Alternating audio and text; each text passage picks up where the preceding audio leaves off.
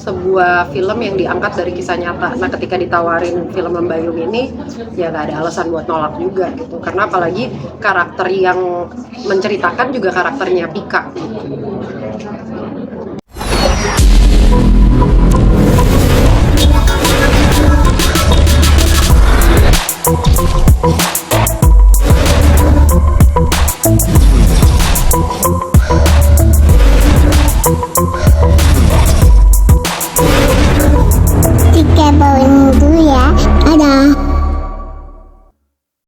Kalau yang pertama aku baca memang, tapi nggak semuanya karena memang dari awal Kak Baim udah bilang kalau sebenarnya kalau aku pribadi kita berdua baca, tapi kita memang nggak terlalu into ke threads-nya karena ini kan cuma terinspirasi, jadi kita jangan sampai merubah apapun yang ada di skrip gitu aja sih. Cuman dipastikan beberapa cerita ikonik yang ada di thread-nya akan keluar di filmnya gitu. Gimana rasanya dipasangin? Rasanya dipasangin, kita tuh sebenarnya udah kenal dari 2017. Waktu itu Yayas juga masih kecil, terus makanya pas ketemu sekarang kayak Kia tapi karakternya itu umurnya sama Yayas gitu. Ya udah berarti aku bisa muda aja. Terus kayak dari kemarin ngeliat Twitter juga ternyata banyak juga yang ngomenin tentang kita kan lagi ada horor kemarin tayang-tayang, aku juga. Terus banyak yang bertanya-tanya akan digabungin nggak, kapan? Ternyata ya memang kita bergabung di film Lembayung ini. Gimana rasanya? Taskia kan kemarin main di Ambang Kematian itu juga adaptasi juga ya, sekarang ini adaptasi juga. Apa emang terkait sama yang adaptasi atau gimana? Kalau aku memang suka sesuatu cerita yang ada kisah nyatanya sih kalau menurutku. Nggak tahu dari dulu aja emang nonton suka banget sama sebuah film yang diangkat dari kisah nyata. Nah, ketika ditawarin film Lembayung ini, ya nggak ada alasan buat nolak juga gitu. Karena apalagi karakter yang menceritakan juga karakternya Pika. Tapi ada hubungan yang Nah, buat mendalami karakternya kemarin sempat nanya sama Kak Baim, aku diketemuin atau enggak. Tapi ternyata kata Kak Baim nanti dia aja yang bertemu, terus aku akan dikasih tahu detail-detailnya itu dari Kak Baim langsung.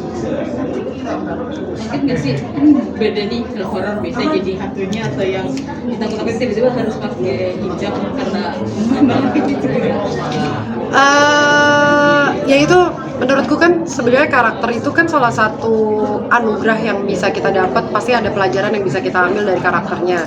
Ketika apalagi menurutku anugerah banget ketika dapat karakter Pika yang sangat berbeda jauh dari Taskia sendiri gitu. Apalagi kan Pika kan orangnya tertutup sekali ya gitu, beda banget ya sama aku. Dan aku juga seneng banget karakter Pika itu nggak hanya aku yang membentuk, tapi juga ada campur tangan Yayas, campur tangan Kak Baim, Mas Ruben.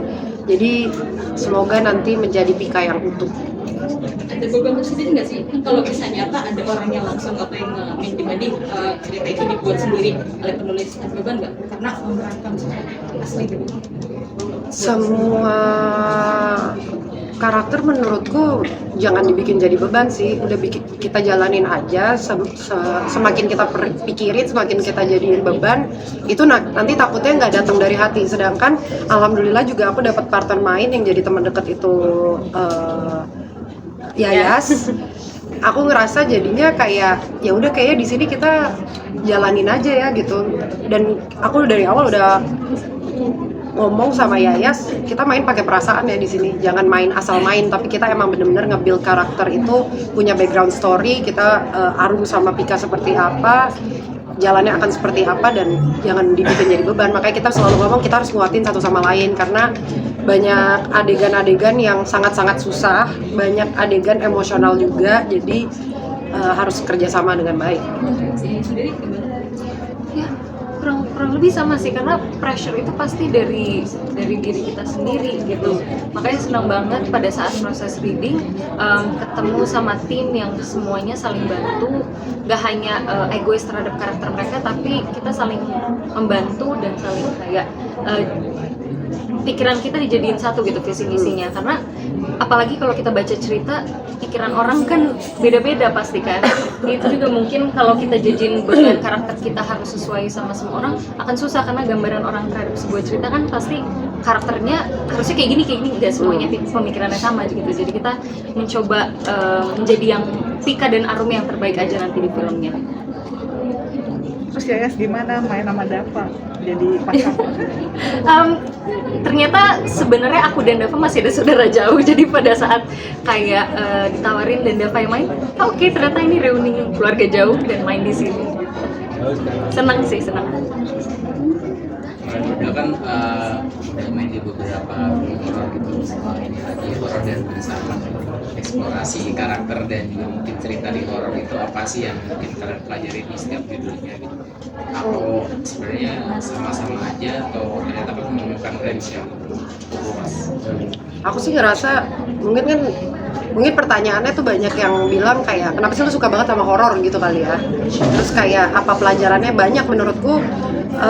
Buat di segi acting pun dan segi dari fisik, mental, semuanya tuh ada di horor gitu. Jadi menurutku horor adalah salah satu paket lengkap untuk aku dan kita berdua untuk terus belajar gitu. Dan karena di horor tuh ada dramanya, ada actionnya, ada ketakutannya, semua rasa tuh jadi satu di horor. Dan kalau pelajarannya pasti aku jujur dari segi main perasaannya itu sih, karena perasaannya kan diombang-ambing, gimana tiba-tiba dari kita tadinya nggak ada apa-apa terus tiba-tiba harus takut dan lain-lain gitu.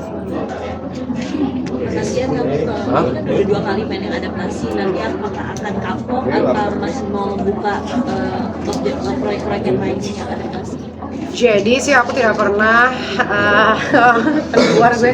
Aku nggak pernah menutup kesempatan sih. Kayak misalkan ditanya kita berdua sempat ngobrol juga kayak banyak nggak pertanyaan ke kita nggak kapok main film horor gitu.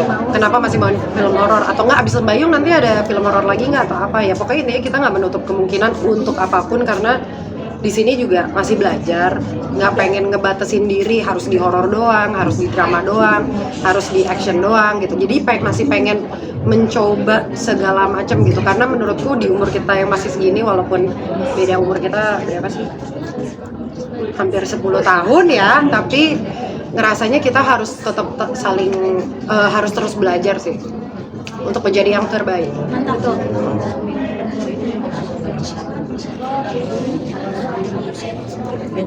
Kalau aku risetnya karena memang suka dunia mistis dari dulu. Maksudnya emang lagi make upan nontonnya YouTube horor. Terus kayak lagi beres-beres kamar YouTube horor gitu loh. Jadi terus kayak misalkan lagi ngobrol kejadian apa di lokasi syuting yang paling serem, itu tuh pasti menjadi sebuah pembicaraan yang bikin kita semua ngumpul. Nah dari situ kadang cerita, misalkan teman-teman ada yang cerita tentang horor ke aku kan masukin tuh kadang untuk jadi karakter-karakter yang akan aku mainin gitu. Jadi kadang aku bisa menemukan itu dari cerita-cerita orang dan dari YouTube horor yang aku tonton. Dan aslinya penakut say gitu loh. Jadi ya udah. Kebanyakan filmmaker horor dan orang yang berputar di film horor pada penakut dan nggak begitu suka nonton film horor sebenarnya.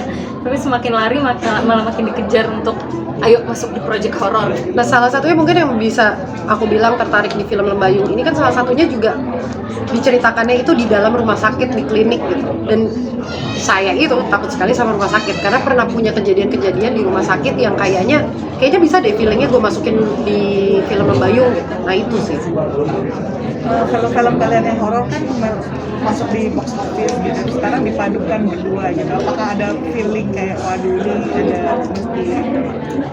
Untuk saat ini kayak pressure kita lebih ke gimana kita create karakter kita dan Karakternya semuanya chemistry-nya berjalan, dan semoga pada saat nanti hasilnya bagus pun penonton akan datang sendirinya untuk mensupport filmnya sih.